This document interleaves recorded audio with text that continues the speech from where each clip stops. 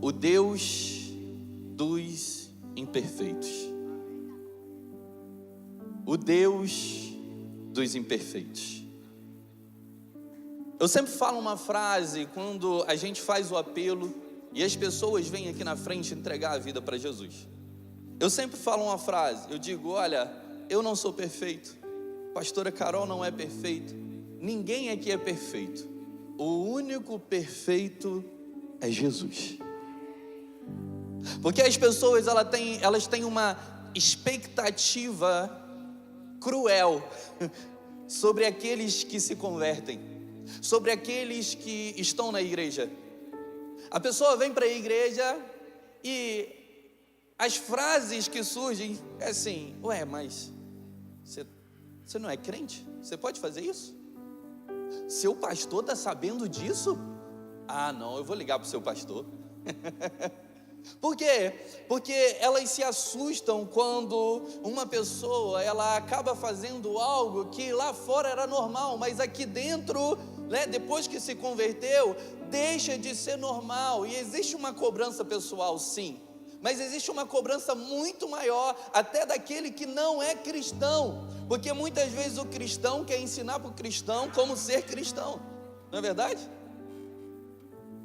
Existe uma necessidade de crescimento constante naquele que entrega a vida para Jesus. Existe uma necessidade de um crescimento espiritual para aqueles que nasceram de novo. Mas a verdade é que assim que a gente entra na igreja, não existe um estalar de dedos que faz com que a gente seja perfeito. Quem dera, né? Se converte aí, quem decide por Jesus? Eu. Pronto, é perfeito. Meu Deus. Não ia ficar na igreja, ia para o céu. A igreja é o lugar dos imperfeitos, aqueles que estão sendo aperfeiçoados em Cristo Jesus. A Bíblia diz em Efésios capítulo 4 que Jesus alcançou a perfeita varonilidade. Ele fala que os dons manifestos na igreja é para maturidade, é para unidade, é para alcançar o nível que Jesus chegou, a perfeita varonilidade. Ou seja, nós temos Jesus como um alvo, como uma meta, e cada dia que nós adoramos, que nós oramos, que nós jejuamos, que nós nos relacionamos com os irmãos, nós precisamos estar mais perto de Jesus. A Bíblia diz que nós fomos predestinados a ser como Jesus, ou seja, é um destino pré-estabelecido. Ou Deus ele quer que quando nós entregamos a nossa vida para Jesus, o nosso destino seja ser parecido com Jesus, ser uma cópia de Jesus, ser semelhante a Jesus.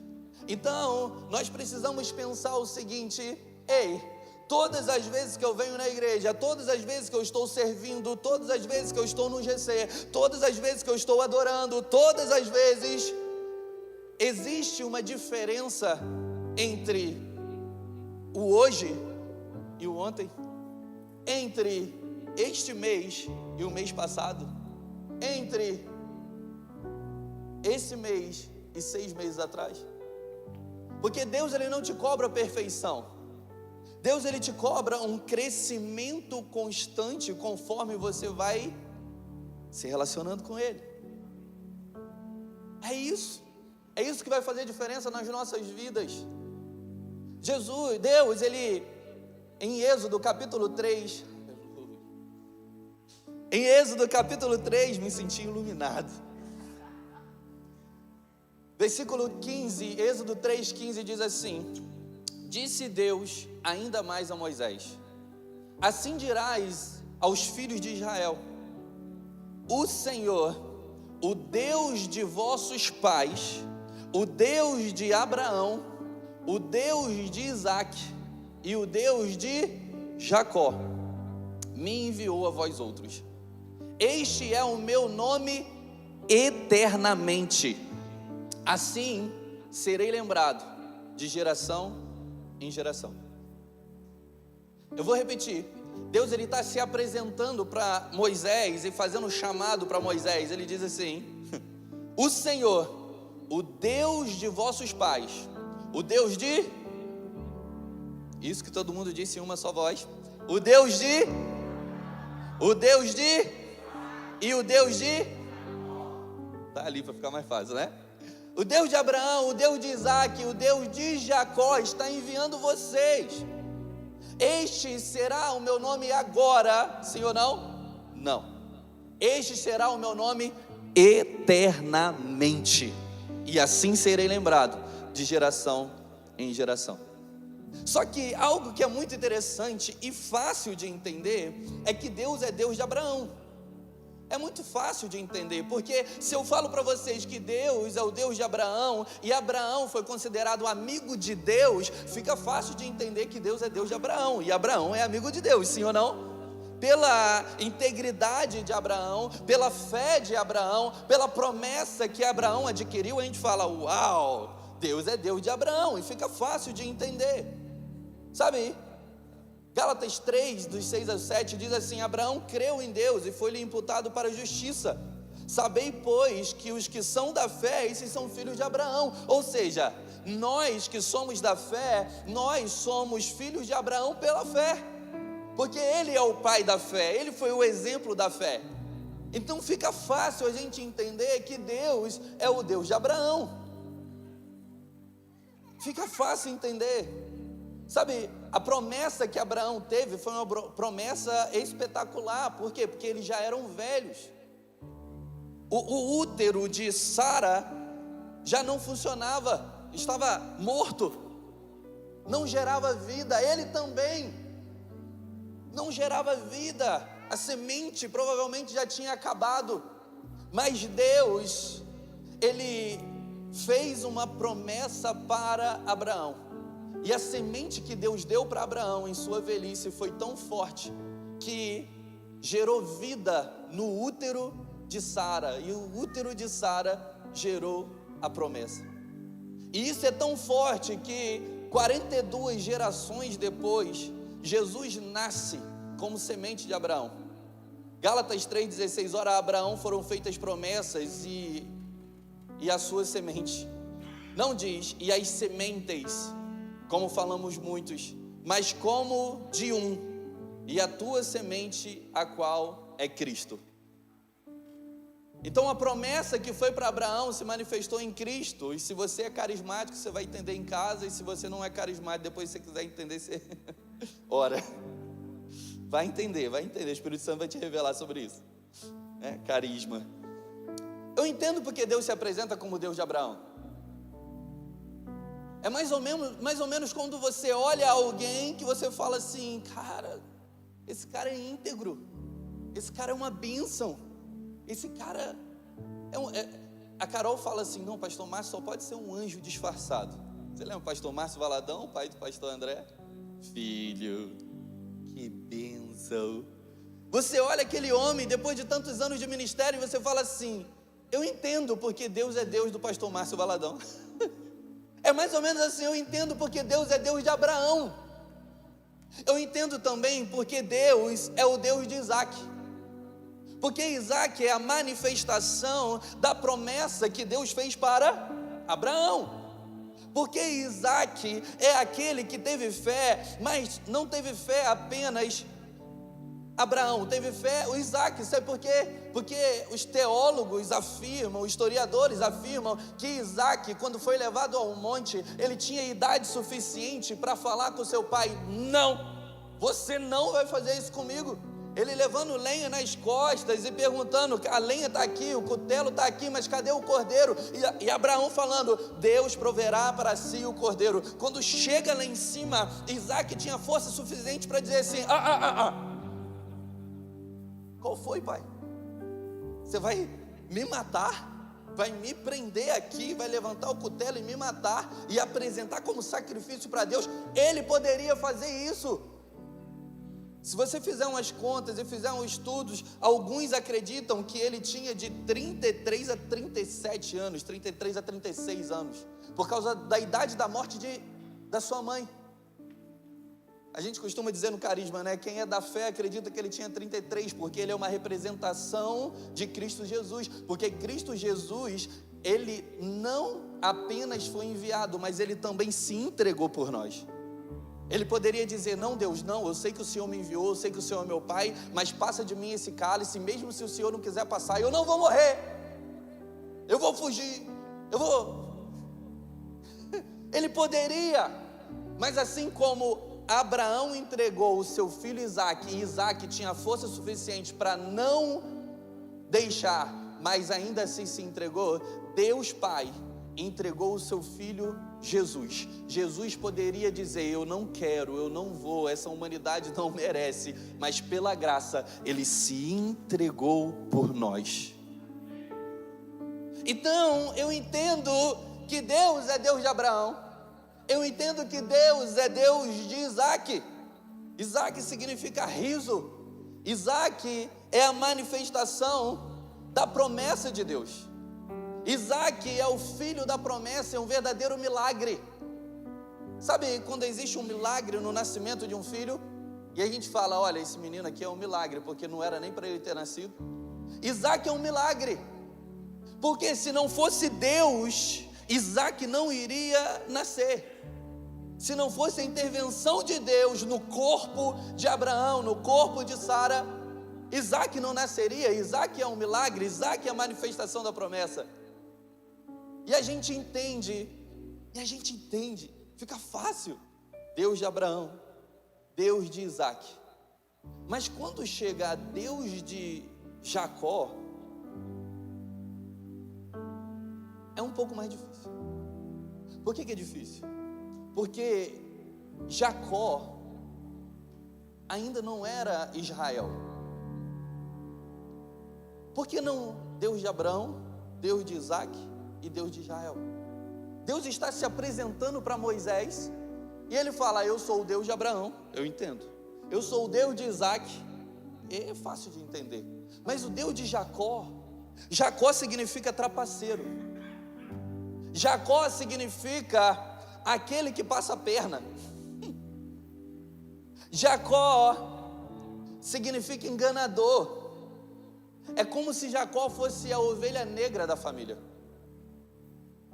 Sabe, Jacó é aquele que nem sempre diz a verdade. Jacó é aquele que tinha atitudes questionáveis, mas é filho de crente, mas é neto de crente. Deus, ele era Deus de Abraão, Deus de Isaque, nasce Jacó, Jacó trapaceiro, Jacó enganador, Jacó com atitudes questionáveis. E Deus, ele se apresenta como Deus de Jacó. Jacó era uma bagunça. Jacó era alguém que você não ia querer ficar muito perto. Seria alguém mal falado na comunidade brasileira. Você viu? Enganou o pai. Você viu? E com a ajuda da mãe. E eu soube que ele viajou para morar com o tio Labão e foi enganado pelo tio. Uma descendência de trapaceiro. A mãe não valia nada. Ajudou a enganar, ajudou a fazer um monte de coisa e depois falou: foge, filho, senão seu irmão vai te matar. Mas quem ajudou foi a mãe. Quando chegou lá, o tio começou a trapacear, enganar ele, mudar o salário, mudar a esposa. Ou seja, até o tio. Jacó era uma bagunça. Deus se apresenta como Deus de Jacó, porque Deus associa o seu nome a alguém que tem um caráter inquestionável, ou questionável na verdade. Porque Deus associa o seu nome a alguém que era trapaceiro, a alguém, sabe? É porque dentro de nós existe um Jacó. Dentro de cada um de nós existe um Jacó. Sabe, Deus, ele está se apresentando a Moisés. E para ele se apresentar a Moisés e convencer Moisés de ir até o Egito e falar com o rei, falar com o faraó, de falar com o povo, de ser um porta-voz de Deus na terra, de ser usado por Deus, Deus, ele fala: eu sou o Deus de Abraão, Eu sou o Deus de Isaac, mas eu também sou o Deus de Jacó. Mas quando você olha para Moisés, muitos esquecem do passado de Moisés. Muitos esquecem de como Moisés estava no momento que ele foi chamado por Deus. Durante 40 anos, Moisés, ele estava como fugitivo, um criminoso. Ele arranjou esposa, ele trabalhava com as ovelhas do sogro Jetro, mas ele assassinou um egípcio. Ele matou o homem, escondeu. Na hora que descobriram que era ele, porque alguém viu, ele fugiu. Deus, ele está se apresentando a alguém que não tem um passado tão bom, a alguém que tem um senso de fuga, a alguém que talvez ainda tenha o peso no coração por causa daquilo que cometeu no passado. Deus está se apresentando a Moisés, mas a história de Moisés, por mais que seja um milagre no início, quando ele foi adulto, ele matou um homem. Deus está se apresentando a Moisés. Ele queria convencer Moisés: Moisés, eu sei o que você é, eu sei o que você fez, eu sei da sua história.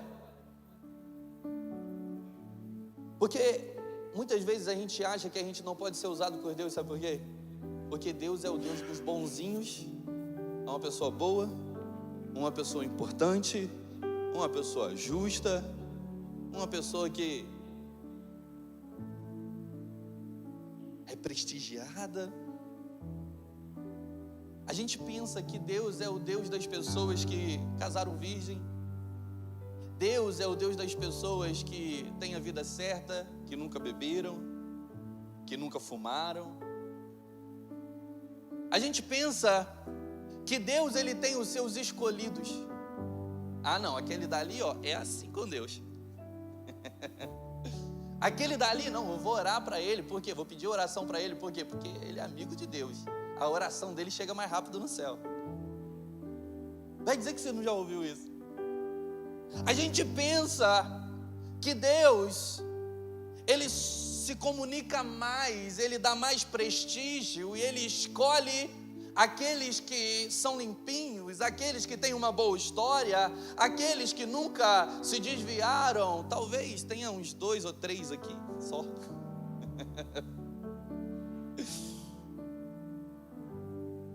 Mas algo que a gente precisa entender, que Deus é o Deus dos imperfeitos.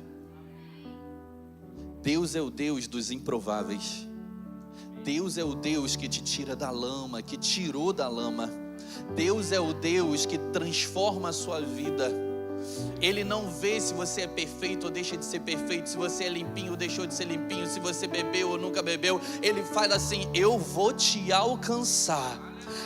Mesmo sendo Jacó, eu te alcanço. E você vai ter um encontro comigo. E é nesse encontro, nessa intimidade, que a sua vida vai começar a ser transformada.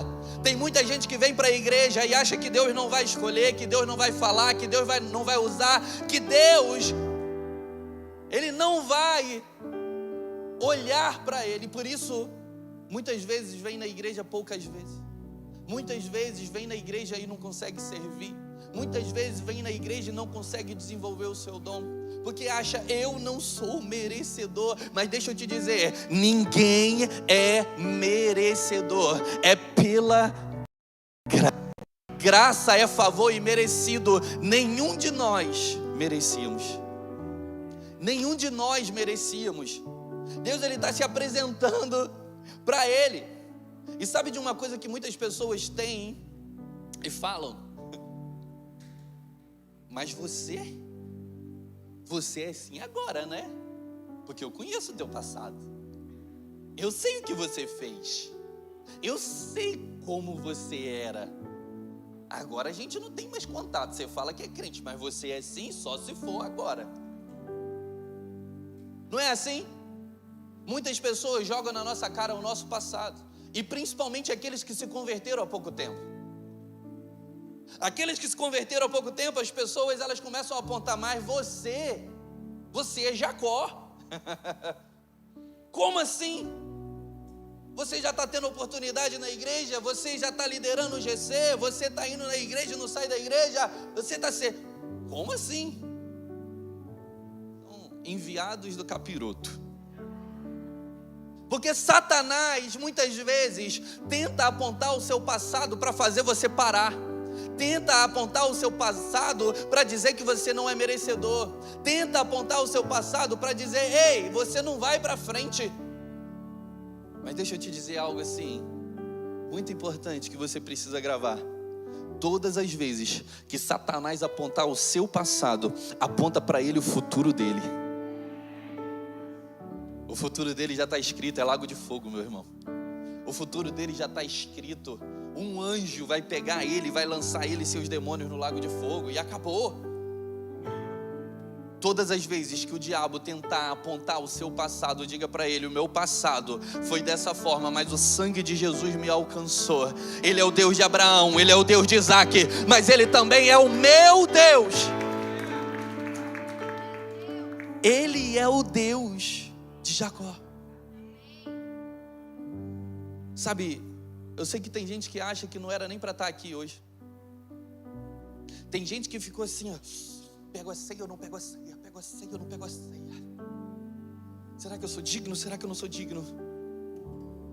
Será que eu devo? Será que eu não devo? Se eu pedir perdão pelos meus pecados e eu tomar a ceia, será que eu ainda vou... Porque eu ainda não consigo vencer o meu pecado. Será que eu devo? Será que eu não devo? Tem muita gente que acha que não é digno de viver aquilo que Deus quer que você viva. Tem gente que sabe coisas embaraçosas sobre a gente no passado. E você sabe que essas pessoas sabem e isso te trava. Talvez não apenas a gente pense que a gente não merece, mas muitos acham que a gente não merece. E se a gente começar a fazer, se a gente começar a orar, se a gente começar a pregar o evangelho, se a gente começar a chamar as pessoas na igreja, essas pessoas vão apontar para a gente com o dedo de acusação. Sabe algo que eu acho interessante? É que existe uma pesquisa que diz que 80% de chance das pessoas que você convidar vai vir na igreja. 80%. Só que muitas vezes a gente não convida as pessoas, sabe por quê? Porque quando a gente vai convidar, a gente trava. Porque quando a gente vai convidar, a pessoa sabe do nosso passado, a gente sabe de coisas embaraçosas que a gente viveu.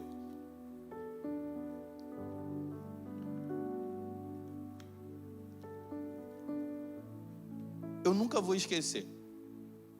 E às vezes é até difícil para eu contar isso, até a minha esposa sabe. Mas ela falou, isso vai ser um grande testemunho para você. E você vai conseguir alcançar e aconselhar muitas pessoas durante a sua caminhada cristã. Porque assim que eu comecei a conversar com ela, foi uma das coisas que eu confessei para ela, que eu falei, eu quero andar na luz. Eu quero andar na luz. Se ela me aceitar, sabendo que acabou de acontecer isso, acabou, né? Alguns anos atrás. Ela vai ser a mulher realmente que Deus falou que eu vou casar e a gente vai para frente. Porque eu tinha isso na minha mente. O meu pai é cristão. Minha avó, os meus avós eram cristãos. Meu avô não muito, mas minha avó era cristã. Eu conhecia o Deus da minha avó. Eu conhecia o Deus do meu pai. Mas eu ainda não conhecia o Deus de Jacó. Porque por mais que eu era afastado um pouco da igreja, na verdade eu não tinha tantos atrativos na igreja como os jovens têm aqui em Lagoinha. A igreja do meu pai e da minha avó era uma igreja que não podia nem teclado. Era uma igreja que só era interessante para as crianças na escola bíblica dominical, e depois que ia crescendo, ia perdendo interesse e se tornava interessante uma vez por ano, porque tinha a escola bíblica de férias que tinha um monte de gincana. Então eu comecei a me afastar e comecei a visitar um monte de igreja, por isso que eu tenho uma raiz assembleiana, porque eu ia para as assembleias, que eu ia para as outras igrejas. Até a católica eu fui no grupo de jovem, porque eu me sentia perdido e eu queria ter um senso de pertencimento. Mas eu não me afastei. E me embriagar? Nunca. Fumar, coloquei na boca, troço ruim. Experimentei, mas é ruim. Na hora que senti o cheiro na minha boca, minha tia foi lá e me deu um tapa. Você está doido? Vou contar para o seu pai. Não, pelo amor de Deus. Eu nunca fiz algo tão...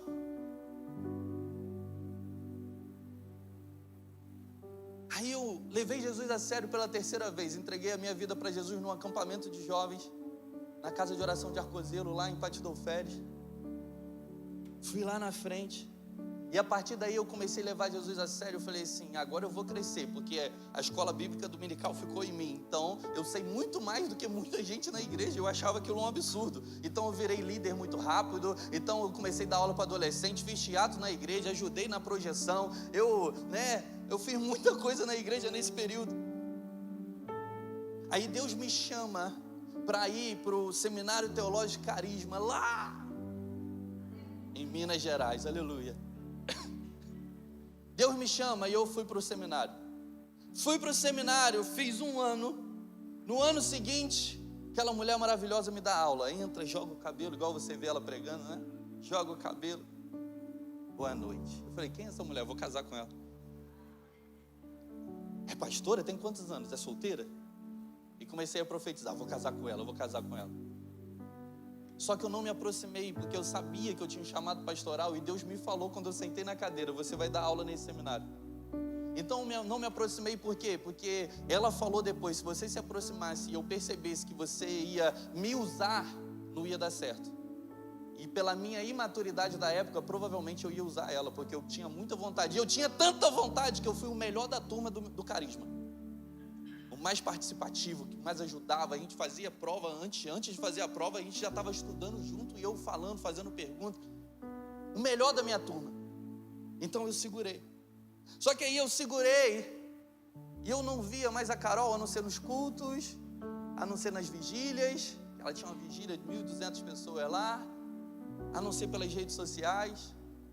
E eu fui viver a minha vida, estava liderando o GC, multipliquei o GC 2 vezes em um ano, me tornei supervisor de GC. Um cara que estudou comigo, ele foi consagrado pastor e me chamou para perto. Cara, você está longe, você não sei o que, vem para cá, vem para perto. E eu comecei a caminhar perto com ele. Aí a gente foi liderar um culto de jovens. Tinha acabado de me formar no seminário, 25 para 26 anos de idade. Eu comecei de alguma forma a me esfriar na fé. Solteiro, virgem, num lugar onde que ninguém da minha família morava. E as mulheres começaram a se aproximar.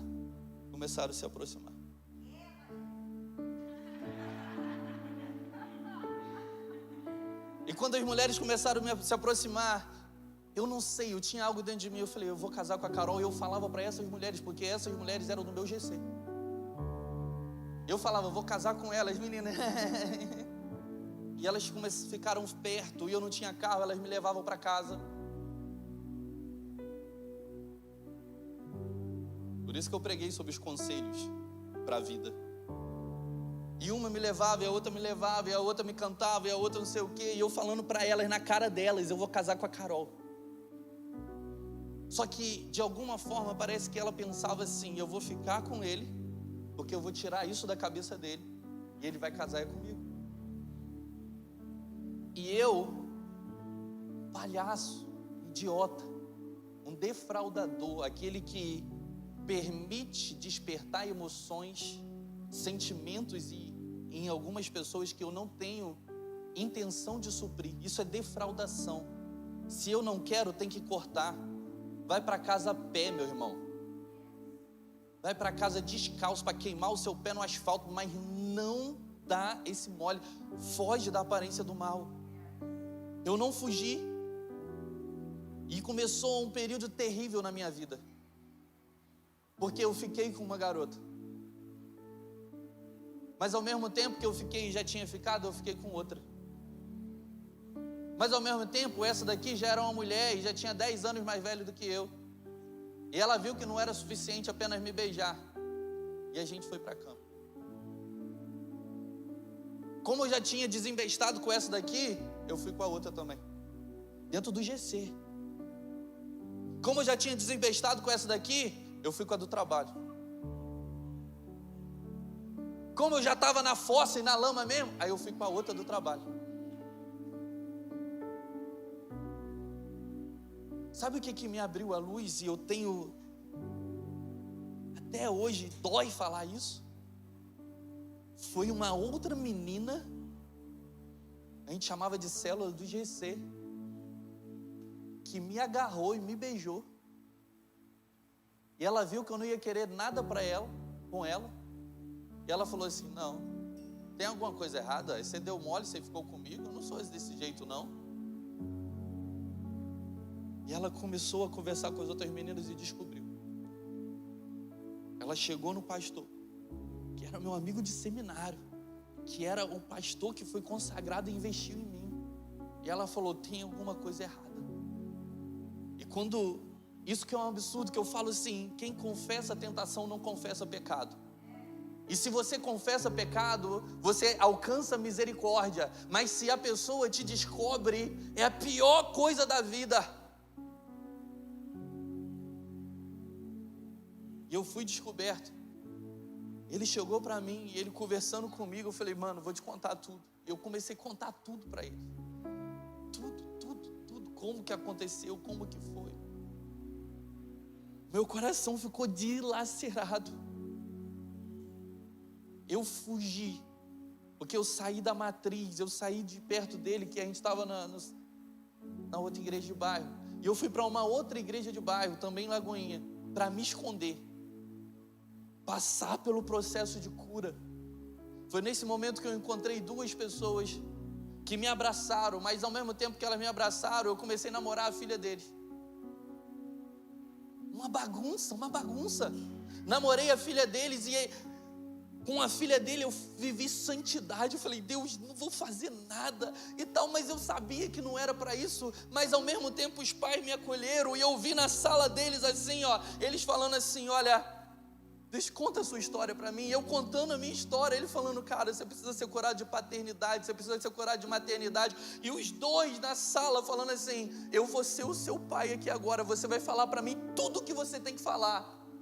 E eu comecei falando meio com orgulho, olha, não sei o que. Depois eu estava me derramando. Na hora que falou assim: agora eu vou ser sua mãe, fala para mim tudo que você tem que falar. E eu comecei a falar para ela. E no final, ele começou a falar para mim como pai: olha, você me desculpa, eu não sabia que você sentia isso tudo e tudo mais. E depois ela começou a falar como mãe: olha, você me perdoa, você sabe da minha história, eu não aprendi, eu não sei. E começou a ministrar na minha vida. Foi um dos dias que eu mais chorei na minha vida, mas foi um dos dias que eu fui mais curado. O relacionamento, é claro, não deu certo. Fiquei puro, em santidade com aquela menina. Eles foram embora com a família. A gente terminou.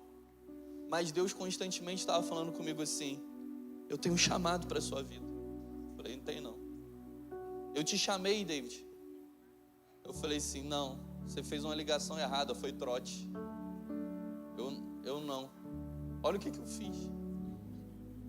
Olha como. Olha o que eu passei, olha o que eu fiz dentro da igreja. E Deus falando: David, você é uma voz para as nações. Não sou. David, você é amado, a minha graça está sobre você. Eu falei: isso não funciona na minha cabeça. David, sai de onde você está, sai da caverna. Não, eu sei que o Senhor é o Deus de Abraão, eu sei que o Senhor é o Deus de Isaac, mas eu ainda não tinha revelação que Deus era o Deus de Jacó. Eu não tinha revelação que Deus era o Deus de Moisés.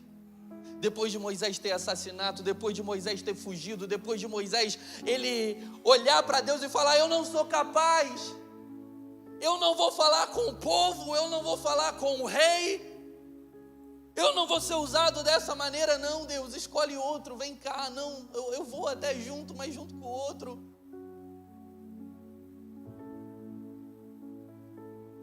Era difícil para mim acreditar que Deus, ele tinha jeito para mim. Estava difícil me levantar, estava difícil me envolver na igreja, me envolvia aos pouquinhos, mas quando ia me dar a oportunidade eu recuava. Eu chorava para Deus e eu falava: cuidar de pessoas, pregar o evangelho, evangelizar, não, isso é para Abraão, isso é para Isaac, para mim não. E Deus falando: eu tenho um propósito contigo, eu estou te chamando. E eu falando: isso é ridículo, isso não existe, Deus. O Senhor quer que eu corra uma corrida, mas o Senhor está chamando um aleijado para correr. Minhas pernas estão quebradas, não tem como eu correr, Deus. Eu tinha certeza que Deus, ele tinha cometido um erro. Mas a pergunta que ficou no meu coração naquela época, que Deus quer fazer hoje para você: será que Deus, ele pode usar Jacó? Será que Jacó pode ter um encontro verdadeiro com Deus? Será que Deus, ele não já sabe de tudo que você passou?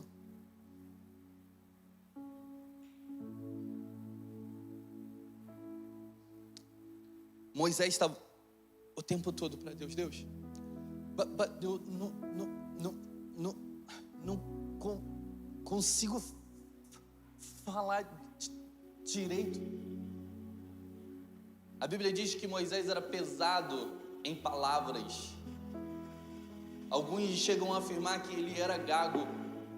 Agora você imagina Deus pedindo um gago para ir falar com o faraó, para ir falar com o rei. Imagina Moisés falando: mas Deus, eu não vou conseguir falar. Chama o meu irmão. Porque a verdade é que todo mundo sabe algo de si mesmo que te desqualifica para o chamado. Todo mundo sabe algo de você mesmo, da sua vida, seja a sua vida atual, seja a sua vida do passado, que você carimbou e falou: estou desqualificado. Não, Deus, eu sou gago. Não, Deus, eu sou pesado em palavras. Não, Deus, mas eu bebi. Não, mas eu fumei. Não, Deus, mas eu me prostituí. Não, Deus, olha o que eu fiz dentro da sua casa. Não, Deus, eu não casei virgem. Não, Deus, eu tive filho antes do casamento. Não, Deus, eu já estou no meu 3º, 4º casamento. Todo mundo sabe alguma coisa de si que te desqualifica. É o Jacó que habita dentro de nós. Mas Deus manda te dizer hoje que Deus é o Deus de Abraão, que Deus é o Deus de Isaac, que Deus é o Deus de Jacó, e Deus é o seu Deus. Não importa do jeito que você está, não importa aquilo que você viveu, Deus, ele se apresenta como Deus de Jacó. Deus, ele se apresenta como Deus de Moisés nessa fase da sua vida, para ele dizer para você que eu sou o Deus dos imperfeitos. Eu não espero que você seja perfeito, porque agora que você me conheceu, agora que você está tendo intimidade comigo, eu espero que você receba a minha graça, porque graça é o favor imerecido. Você não merece, mas eu sou o seu Deus. Eu sou o Deus daqueles que já abortaram. Eu sou o Deus daqueles que não sabem falar. Eu sou o Deus daqueles que se prostituíram. Eu sou o Deus daqueles que já mentiram. Eu sou o Deus daqueles que roubam. Eu sou o Deus daqueles que já agrediram a sua esposa. Eu sou o Deus daqueles que já foram presos. Eu sou o Deus daqueles que usavam drogas. Eu sou o Deus daqueles que trapacearam, que enganaram. Eu sou o Deus dessas pessoas também. E o lugar dessas pessoas é onde? É na presença dEle. E o lugar dessas pessoas é onde? É na igreja. É na igreja. A gente precisa ver pessoas cada vez mais com esse perfil na igreja. David, você quer dizer que eu tenho que ficar do lado de uma pessoa assim? Tem que. Mas não, eu vou me afastar. Mas não, eu não vou estar no mesmo lugar. Mas não, eu acho muito estranho. Ah não, mas agora que eu sei o passado. Mas, irmão, Deus é o Deus de Jacó. Mas Jacó não fica como Jacó. Jacó tem um verdadeiro encontro com Deus. Jacó tem um verdadeiro encontro com Deus. Existe um momento na caminhada de toda pessoa que Deus ele chama para ter um encontro pessoal com Ele. E muitas vezes esse momento é um momento de solidão, é um momento sozinho, é um momento que Jacó, ele deixa a sua família passar. Ele vai dividindo a sua família em grupo, ele deixa passar. Ele fica no vale, e quando ele fica no vale, Deus se apresenta para ele como um anjo. Um anjo é uma epifania, anjo com letra maiúscula. O próprio Deus está ali e está falando com ele. Ei, Deus fala com ele, Deus luta com ele. A noite vai passando, ele é um guerreiro, ele luta com o anjo, mas chega um momento que o anjo pergunta para ele: ei, qual é o teu nome? Qual é o teu nome? Aí ele diz para Deus assim: o meu nome é Jacó. Existe um momento na vida que você vai ter que confessar aquilo que você carrega. Existe um momento na vida que você vai ter que confessar o Jacó que existe dentro de você.